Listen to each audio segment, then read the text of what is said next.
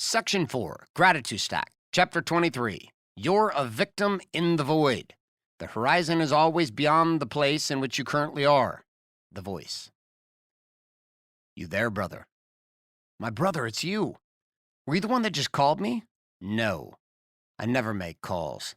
I had my assistant get your attention. Of course it was me. Clear. It seems you've gone back into a drift of some sort these days.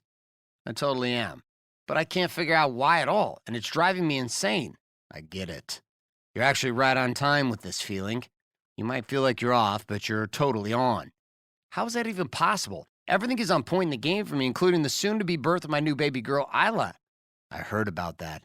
How you feel about having another baby? I'm totally excited. Congratulations. Can you believe how far you've come? 3 years ago, in the summer of 2016, I meet you in the darkest of dark places. You were in the pit for sure. It was in your flight to Chicago, and you were planning on getting divorced. Fast forward 3 years after the introduction of the Mega, Angry and Happy Stacks, and now you and Danielle are expecting another child. It appears you got that sex thing back on lockdown. Yeah. 2017 and 18 were amazing. You remember when you taught me about the Happy Stack and I shared with you the experience under the moon in Capri in Italy? Yes, I do, my brother. How could I forget that one? Well, that type of behavior continued all summer into the fall on the regular. Every 2 to 3 days, and somehow in November on a trip in New York City, my wife said, let's actually try to get pregnant. How do you feel about this when she said this? I started to cry. It wasn't likely the response she was expecting from me, but it was what she got. I was almost speechless when she said it also. Our daughter Ruby was 8, and we had talked about having another child, but there was so much chaos on our marriage that there was no fucking way she was willing to have another baby with me. And I was not interested in having another one with her either. But shit changed big time the past 3 years. I found a deep sense of respect for her that I'd never found before, and a deep sense of trust that I'd never felt before with her. It was weird but nice. I get it. Completely. And that is the results of the work that both of you have done. Danielle might not stack, but I can promise you that her declaration and daily stacking, and that yours, has completely altered her and your children's lives forever. You're not the same man you were 3 years ago. You died and were reborn. Can you sense this about yourself? I can. But if that is the case, and there's so much that's working well right now, including being less than 6 weeks away from the birth of my daughter, why am I feeling so much pain and so much heaviness? Because you've done all that you can do, leveraging the tools that you have been given, and it's time to give you access to the fourth weapon. This weapon does not work unless you have mastered the art and the science of the first 3. The Megastack taught you what? It taught me to release my rage and to walk the block. These 2 skill sets have truly set me free. And what did you learn from the Angry Stack? How to leverage my irritations and anger as tools of learning and revelation. How to handle the small stuff before it becomes the big stuff. And what did you learn from the Happy Stack? That life is teaching me all of the time. Also, I can learn from the dark, and I can learn from the light, that happy shit is happening all the time, and it's my duty to learn from it as much as I have become addicted to learning from my darkness. Yes, yes, and yes. That is a great summary. So what's the problem then? I have no fucking idea. I just know that nothing I'm doing is working to free myself of this weight that I feel. I know. But before I teach you the fourth weapon, I need you to understand some concepts. It's called the victim in the void syndrome. Here's how it works. In your mind, there are multiple realities occurring at the same time, meaning your mind is bouncing back and forth between the following. 1, the facts about where it is today. 2, the fantasy of where it believes it should be today. Let me ask you this. I know Danielle's pregnant, so things in your sex life have likely shifted a bit, correct? For sure. No moonlight sex episodes recently, as she's in the final stretch and just getting a good night's sleep is a standard focus. I'm in no need to rush or force anything with her at all. Now, before Danielle got pregnant, was there a time last year in the fall when you actually started to experience the frequency and passion of sex with Danielle as just normal? What do you mean? Listen, in 2016, you two were struggling with sexuality as a married couple, so much so that you were going to get a divorce over the issue. But in 2017, you turned it around, and by 2018, you two had become 2 totally different human beings and your sex life was 10x what it had been just a few years prior. Yet, after a couple of years of stabilizing your sex life, did you notice that what used to be exciting and heart-stopping started to become normal? It might have even been amazing, but it no longer held the shiny new feel to it. Now that you mention it, I can see where you're going with this. Yeah, that did happen right before we got pregnant.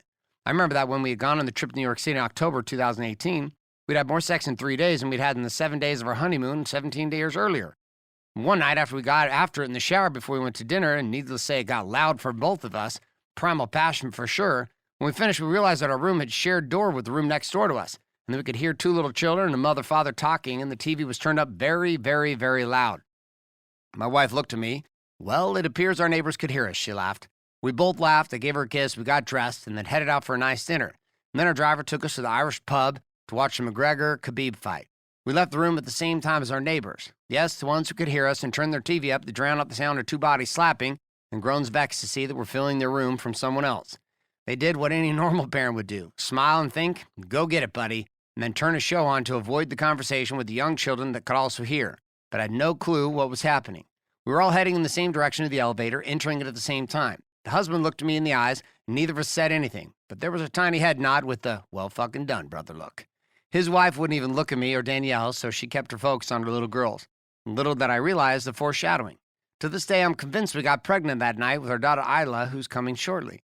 You know, if this whole warrior businessman thing doesn't work out, you could always become a romance novelist.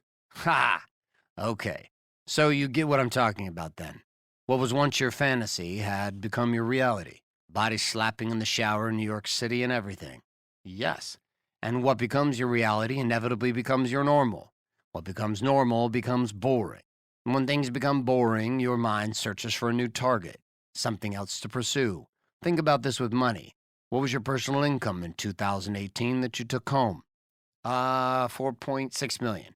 And what did you make your first year as a PE teacher almost 20 years ago for the entire year? 22,000. So, would you say that this is more personal income now than you've ever had in your career? Yes. Yet you're depressed with it, aren't you? Yes. And I have no fucking idea why. I can buy what I want, when I want, where I want. I don't stress about money. I don't stress about sex. I don't stress about fitness. I don't stress about purpose.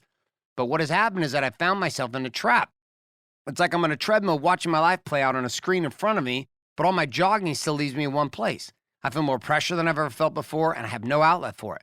I feel even ashamed to be upset at all. I mean, what the fuck is there for me to be upset about? I live in a $10 million beach house and live a life so far beyond my wildest imaginations when I was just starting my adult life out. Yet, it never seems to be enough. It seems like no matter what I create, it's not enough. Oh, I'm tired, brother. Seriously tired. And I just don't know if I give a shit anymore. And when you feel this, what do you want to do? I want to burn it all to the ground. It's like, I just should start doing shit that makes no fucking sense. Shit that will fuck me and Danielle up. Shit that fucks up my body. Shit that fucks up my family. Shit that will fuck with my business. Why do I do this? Because you're stuck in the victim void. The what? The victim void. And it's 100% normal to get there. The Warrior's Way has 3 phases to it. Phase number 1, eradicate scarcity across the core 4. You did this. Phase number 2, establish abundance across the core 4. You did this. Phase 3, expand prosperity across the core 4. You have not done this. How do you know I have not done this? The fact that I'm here, chatting with you again, and prepared to give you weapon number 4, lets me know for sure that you have not expanded prosperity. But before I can teach you this 4th weapon, which will allow you to expand prosperity and build your legacy, you must understand a few things. Let's come back to the points of the mind. Your mind operates naturally from 2 places. 1, the facts of where it is today. 2, the fantasy of where it wants to be tomorrow. These 2 points create the void. In between them is the pursuit. It is the hunt. It is the foundation of where you are and the vision of who you can become. Every successful producer leverages its natural programming of the mind. Let me give you an example. Look out at the ocean. Okay? Look past the surfers and find the horizon way off in the distance. Okay, I found it. Good. Let's imagine you and I got into some paddle boards, and started paddling to the exact GPS location of where your mind has decided the horizon exists, what would we find when we got to that exact GPS location? The horizon? No, you wouldn't have, because beyond that horizon is another one. The horizon is always beyond the place in which you currently are. Let me break it down using another example. Remember last year when you and Danielle and the kids took the yacht to Catalina Island? Yeah. As you traveled toward the island, what did you notice about the horizon? It just kept going, meaning once we got to Catalina Island, the horizon had moved. It had moved miles and miles out into the ocean. Exactly. And if you had sailed past Catalina and continued to hunt down the horizon, would you have ever got there? I guess not.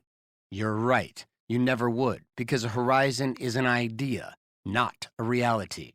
Your mind has been built to establish a grounding of where it is, and then once it gets there, it has become normal. It wants to chase the horizon again. This is the natural coding of expansion. It is built into every man.